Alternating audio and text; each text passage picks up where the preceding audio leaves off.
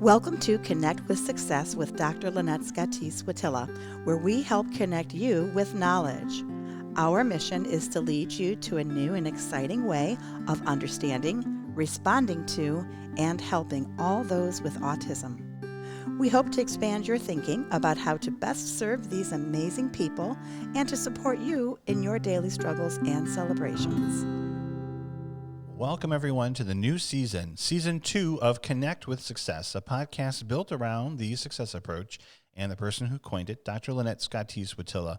It's so great to be back in the studio and recording this podcast with Lynette as we both try to get back to, I put in air quotes, normalcy of our regular episodes and routine with the podcast. Lynette, it's so great to be back with you. How are you doing?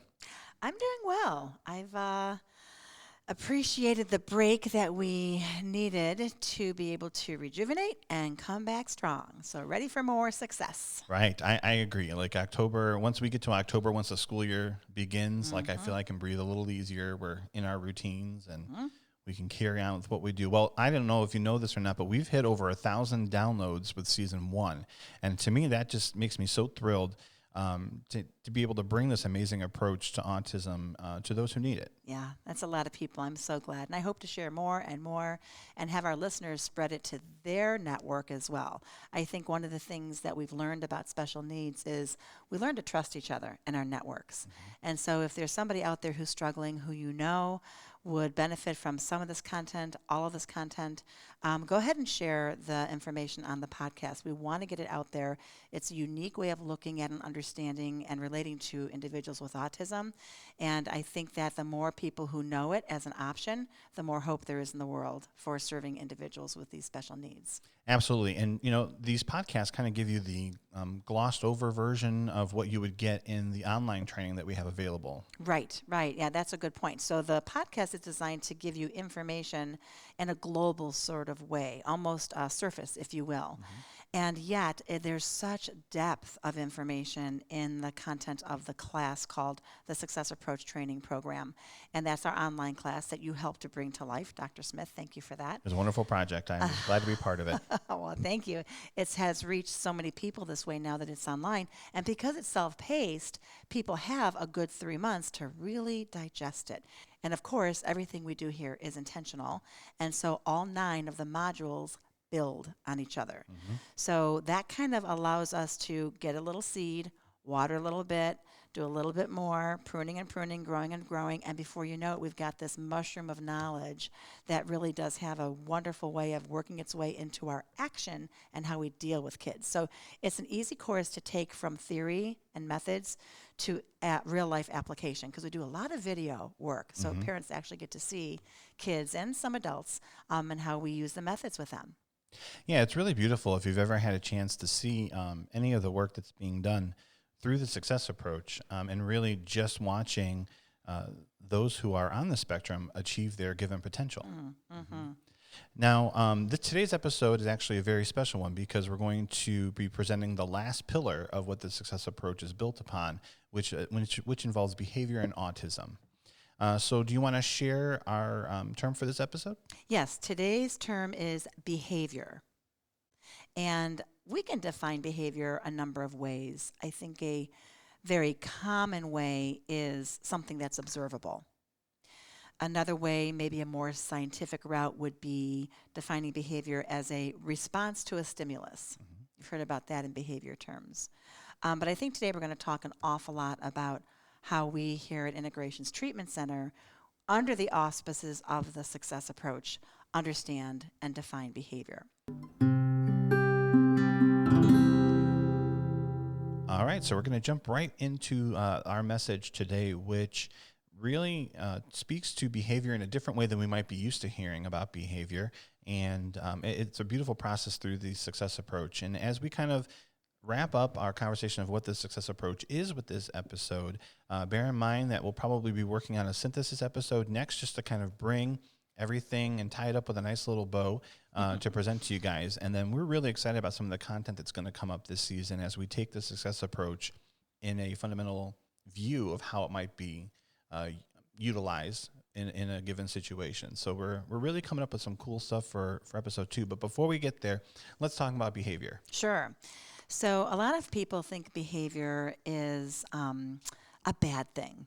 It's Mm-hmm. gotten a bad rap when we Yeah. say the word behavior.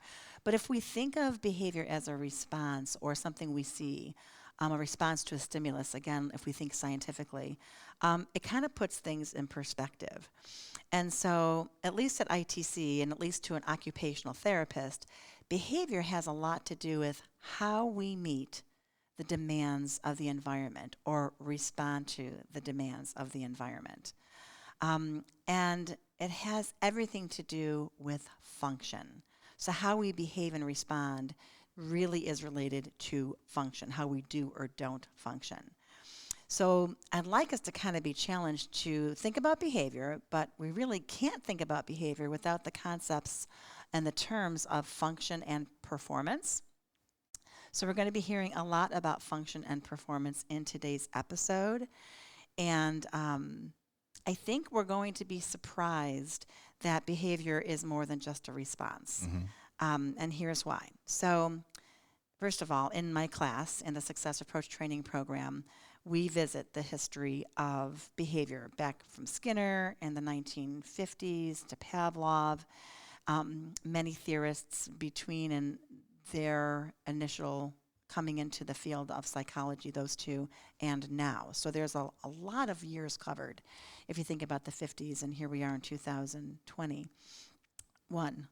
Yeah, it's crazy how, I mean, you talk to some people and they're like 1950s was yesterday, and it's been a long Truly period of wasn't, time. right? Yeah. Long time. And in that time, the amazing thing about behaviorism is that it's kind of grown. The technology is vast, completely vast.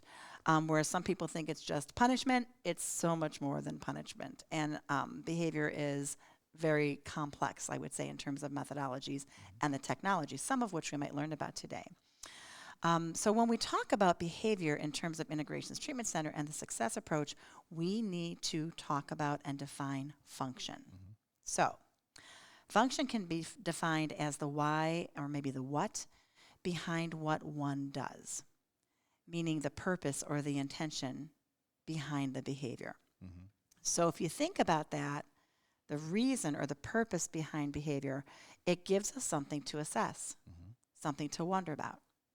Whereas if you just look at the behavior, we tend to fall as a society, at least in America, into the trap of assessing it in the sense of good or bad. So we cast judgment on it. Mm-hmm.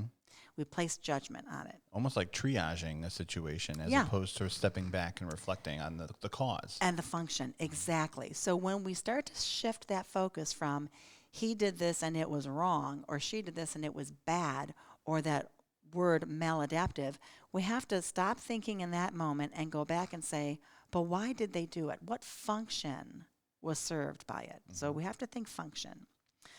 So whenever we start talking about purpose or intention or function, we have to be thinking about the brain and how this is a cognitive thing.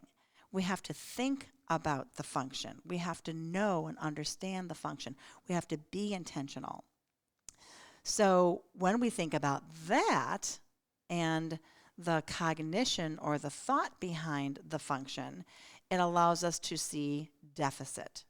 So remember, like I said many episodes in a row, autism is a brain-based problem. It's a neurodevelopmental brain-based problem. It impacts behavior, but in itself, it is not a behavioral condition. And so if we take that cognition out of it, so if function has to do with purpose and cognition, and we are engaging in a behavior as humans do of raising our hand to answer a question, then the purpose or the intention is this gesture means I have something to say. That's the meaning behind it. If we take that out, we take cognition out or intention out, we're basically left with a motor performance, just an act of our body, a movement of our limb. And the point in expressing it that way and giving that example of raising your hand is because there are a lot of kids out there who, in an analogy kind of way, are raising their hands and don't know why. Mm-hmm. So they've learned a motor act. They've learned something that is a performance skill. In the model of human occupation, if you remember back, we talked about that triangle of performance, and the very base of it is motor skills. So the child has the motor skill to raise their hand. They do raise their hand, but do they know why they're raising their hand? Right. So it's one thing to put a child in an environment and have them understand the value of raising their hand as a gestural cue, I have something to say. And it's another thing to put them in an environment and have them raise their hand just so they fit in like everybody else. So their reaction to that is natural because their body is responding to the way they're feeling. But our reaction to the behavior needs to be strategic in the way that we're assessing what's causing that behavior. Yeah, and that in that sense, we're talking a little bit about behavior that might be maladaptive that we have to understand. But an important thing to know about behavior, and it's good that you put it out that way, it can also be adaptive. Raising your hand is adaptive. Kicking up here is not. Right. And so we want to ask the question, because it's important to answer it, why does the child raise their hand to answer a question? And why does the child kick? There's reasons to both. One is very positive and functional, and the other might be perceived as maladaptive. But they both have a reason behind it. And they both involved performance. One with the upper limb and one with the lower limb. Right. And so if we look at the function of the first, raising the hand to answer a question, it is a motor act, but it's a motor act only engaged. The brain only engages in that task when it ties it to function and cognition and knows this is what I do when I want to express an answer to the teacher. For the child who's kicking, they maybe not be so thoughtful. They may not be so intentional. They're probably more reactive. And remember, a behavior is nothing more and really nothing less than a response to a stimulus. Right. So if somebody agitated that child, that's the stimulus, right? And the reaction is the kick. Well, the child who raised their hand had a stimulus too. It was a little synaptic light bulb that went off that said, I know this answer. Right. So they both have reasons and triggers as to why they do it. And we tend to, as a society, especially in America, worry about or attend to or notice more the maladaptive behaviors. But both have reasons. And I think we need to start pointing out to our kids and to ourselves and to our fellow team members on the child's team, the teacher, the principal, the gym teacher, the bus driver, whoever it is that's part of this team, that this child's doing a lot of things that are good all day long. They are raising their hand when they know something. They're opening the door for a teacher, or they are getting their lunch when they're asked to. But when something pushes them beyond their capacity, they might also kick. So the kicking is probably, out of all those behaviors, the thing that's going to get a teacher's note sent home. Right. Or a parent's going to get a call. Or a parent's going to be embarrassed in a store. It's not just teachers that observe these things, it's our parents too. But our kids are doing a lot right all day long as well. It could be a response to maybe a feeling of fight or flight too. Absolutely. So we're going to hear a lot more in our successful synthesis session of the 7 pillars of the success approach and how they work together. Okay. And some of those are sensory and some of those are behavioral as well. All right. So tell us a little bit more about this process of behavior and how it's connected with treating autism with the success approach.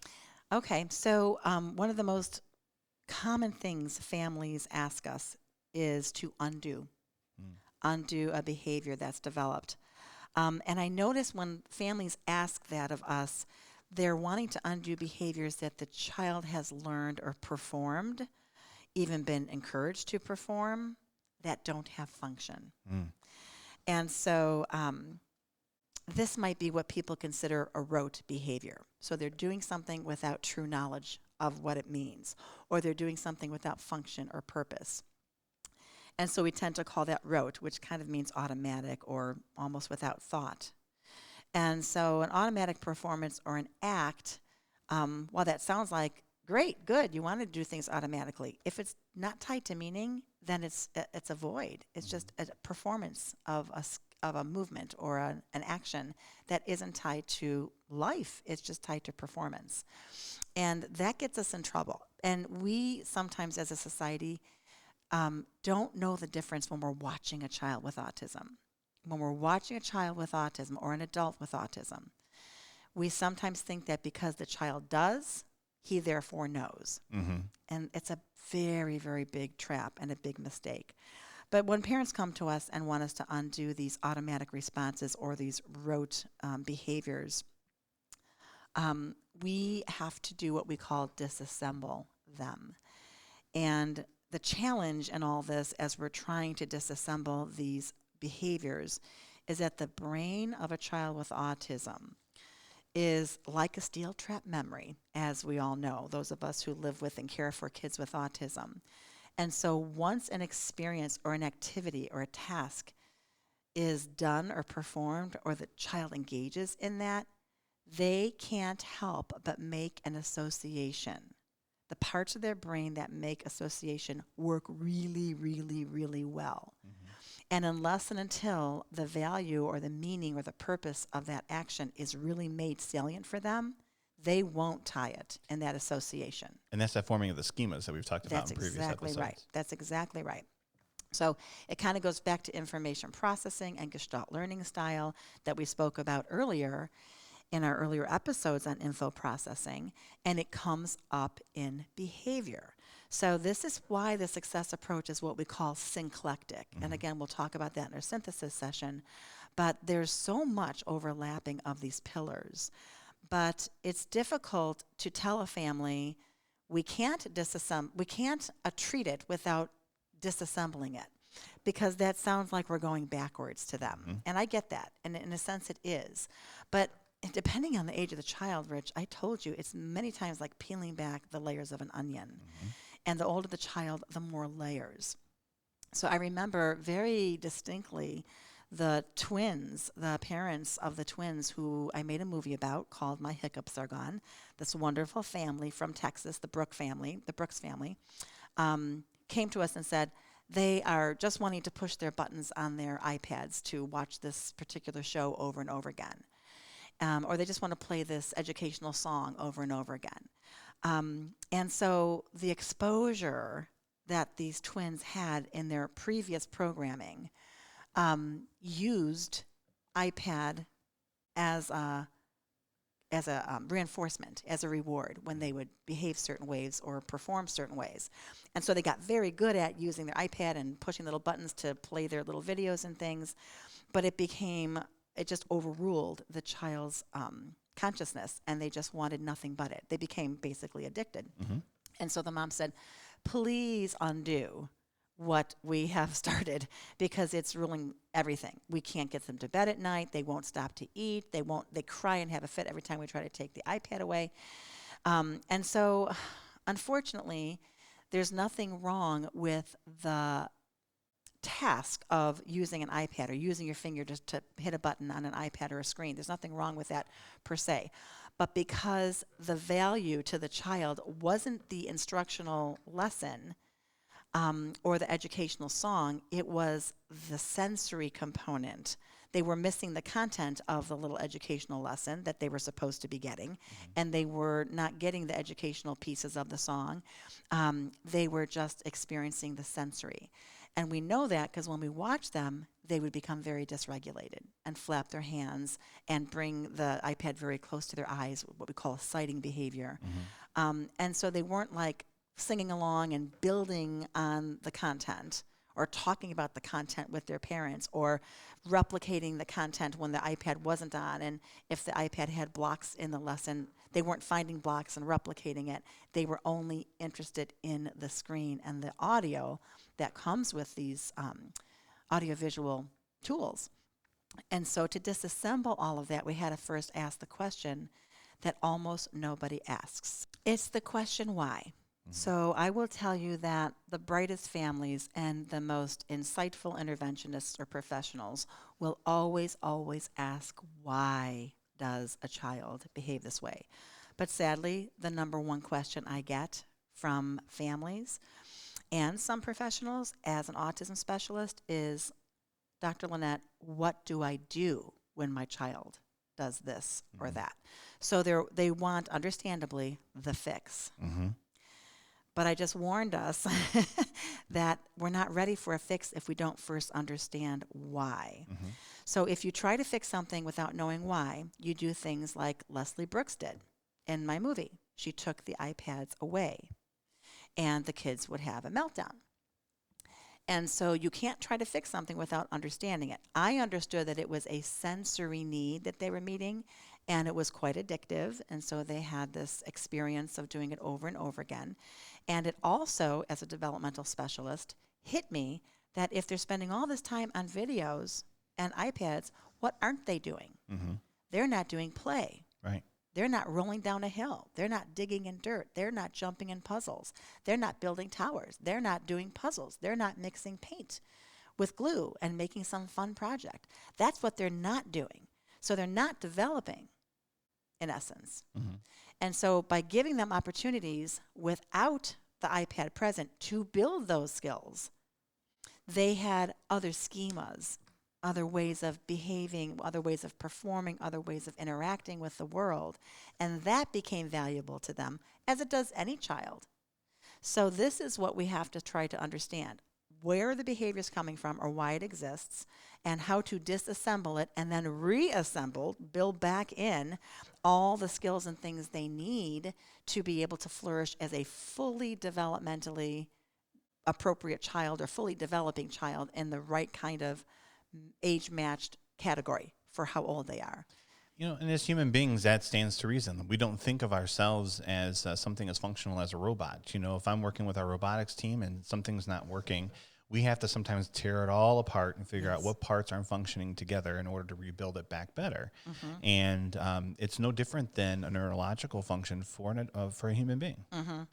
You know, one of the things that is so important to also ask when we think about how we're impacting those human beings is, what part of the puzzle am I? Mm-hmm. Do I have anything to do with the child raising their hand? Do I have anything to do with the child kicking a friend? The answer might be yes. Now, in the first example, raising the hand, some parent, some teacher, somebody along the way helped them know that that was an acceptable behavior when you have an answer to give. And while it wasn't necessarily taught to kick a child, the parent didn't go and say, well, just kick somebody when you're mad. Mm-hmm. How the parent handles that can be the very fine line determinant of if the child's going to do it again or if they're going to not do it again. So I think what's an appropriate thing to turn to now is our role on impacting behavior. Mm-hmm. So I have an interesting story to share with you, but in order to explain it, I have to give you 3 terms of behavior, 3 terms common in the field of psychology and behavior. And those terms are antecedents, behavior, and consequences. So these components are interrelated. So an antecedent is a fancy name for trigger, mm-hmm. right? And the trigger is what happens before the behavior. And then the behavior, the response to the stimulus or the response to the trigger. And that's the B, A, B, C. And the C is consequence, what comes after the behavior. So that's the relationship. It's very linear, A, B, C, mm-hmm. trigger, behavior, consequence. And as I think about good ways to explain the dynamics of this dynamic trio, if you will, and the interrelationship, it calls me back to a time when I was asked to consult in a school and to do a school consultation observation. So there I was in this school, and I was called in because the child had behaviors that they call a flight risk. So that means that they tend to run, or elope is another term in the field. Mm-hmm. So he, at the time, was 5, this child that I observed, and he would elope around the same time every day. And obviously there was a trigger to that behavior, and I was observing the child before he ran, and then I observed the child running, and then I observed how the child was handled and how the episode was handled. And the trigger is not the most important part of the story, believe it or not. It was an expected trigger. It was circle time. He was asked to come and sit. He couldn't sit because of sensory issues that I saw right away as the OT, but the aide and the teacher didn't recognize, understandably. And so had this child not have a sensory issue, they probably could have sat next to Long Locks Lucy and between, Happy Hands Henry and have that sensory load on him, but he couldn't. And so at some point, long before I was there to observe, this child got used to running out of the room. And he ran out of the room and down the hall and out the parking lot. This was the concern. Wow. And so the aide who was responsible for him would take off after him. He's charging down the hall, and the whole time he's looking over his shoulder, big grin on his face. She's running as fast as she can, this huge dynamic. And I'm thinking, witnessing all this, oh my goodness, this child's going to get hit in the parking lot. Mm-hmm. I can see the outcome. It's happened lots of other places, lots of other times. That's why I'm called in so often to do consulting and help kids behave, quote unquote, whatever that means, in the classroom. And I thought this could be a real disaster. And so the aide finally caught up with him at the vestibule, literally about to go into the parking lot. And so in that little analogy, we have trigger is anticipation of being in circle time. Mm-hmm. Behavior is running, true flight, out the door with a little bit of behavioral, quote unquote, cattiness, if you will, cat and mousiness. And then here comes the consequence. Okay, so she gets the child. She picks the child up, kind of puts the child a little bit at her shoulder level, laying down, Mm-hmm. and goes, like an airplane, Mm-hmm. all the way back to the room.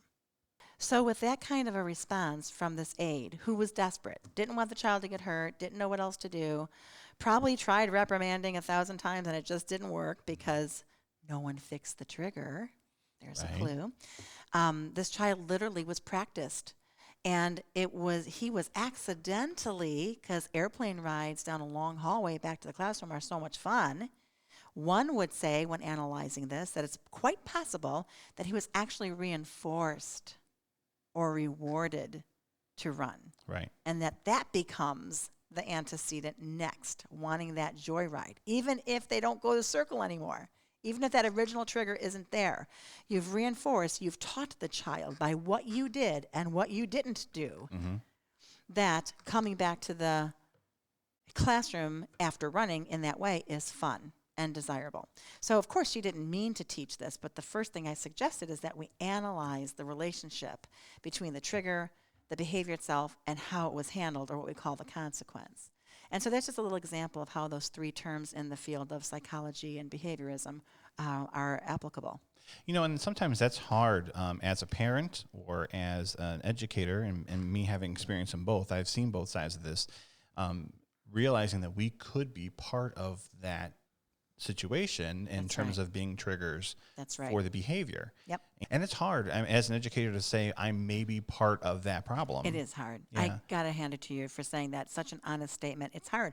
No one wants to be the cause of anybody's hardship. Mm-hmm. But here's why you should give yourself grace if you're thinking this out there listening to this.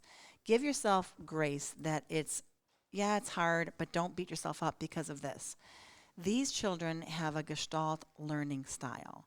And so they struggle very much to generalize concepts.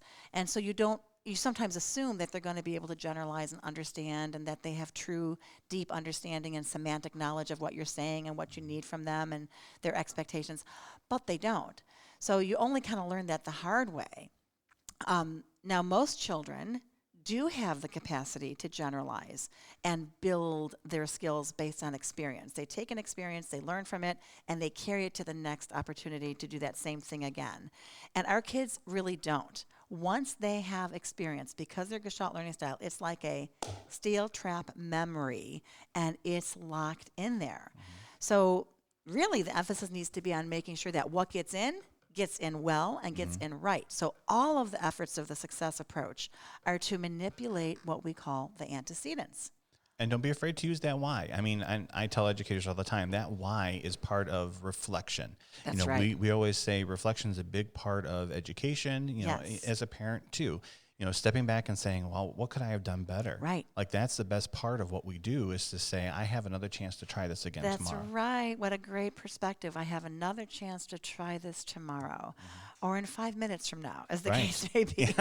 But knowing what you have to get in that 5 minutes, or what you have to get before tomorrow, is the insight and the knowledge. And that's where the class comes in, giving us the theory and the insight about how these children's brains are wired. This is not a choice. These kids are not waking up at 7 a.m. and saying, at 2 o'clock, I'm going to run down the hallway. They're not. They're not that intentional. If they were, they wouldn't have autism. Mm-hmm. They're not that deliberate. So these associations they're building and how we are or are not responding to them is what drives them to do it again or not. Wow, this is a lot to take in just from that little tiny piece of the success approach. But I agree with you. I mean, I think that's the beauty of the success approach in general, is just being very strategic in the way that we work with those individuals and really kind of assess how we can be a part of that success story for them. Literally and figuratively. Absolutely. All right, well, we'll come right back with Dr. Lynette's challenge for this episode.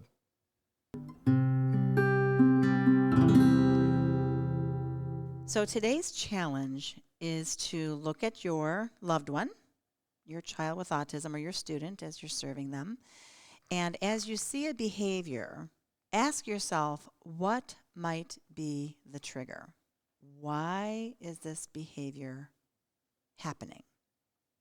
What caused it? And take it one step further and jot down your answer. And then watch for that behavior again and repeat the same exercise. You'll start to see what we call a profile of what is triggering the child. And once you have that information, you can bring it to the resources you have, hopefully the lead of which is an occupational therapist, who can help you know what to do about the profile you've revealed. Okay, as we wrap up this episode on behavior, I mean, it has been a powerful episode, and I'm just going to give you my summation of what I think I've heard today, and that is the power of reflection. You know, taking some time to really think about what our role is in the things that are going around us, and what might be eliciting that response in the behavior that we're seeing. How would you recap this episode today, Dr. Lynette? Well, I would remind ourselves that behavior is sometimes nothing more, nothing less to a stimulus, and there's lots of stimuli out there for us all to have responses to, so we're always behaving, and that not all behavior is bad. There is adaptive behavior, and we need to credit our kids for having it because they have it a lot, and it sometimes goes unnoticed. And if there is a maladaptive behavior or something that isn't ideal, there's a reason why it was triggered. And so we need to be honoring the triggers and try to manipulate those triggers so that the behavior never happened. That is, in my professional opinion, the best way to apply behavior principles. We hope that you learned something today to help you on your journey with autism. We'll share more on our next Connect with Success podcast. Until then, expect success. The Success Approach is a registered service mark protected under intellectual property law. Unless otherwise specified, all music, audiovisual, and proprietary content shared in this podcast is property of Autism Productions, LLC, and its sister agency, Integrations Treatment Center. The use of this content is unlawful without the expressed written consent of aforementioned agency. For more information about the Success Approach, please go to our website at www.thesuccessapproach.org.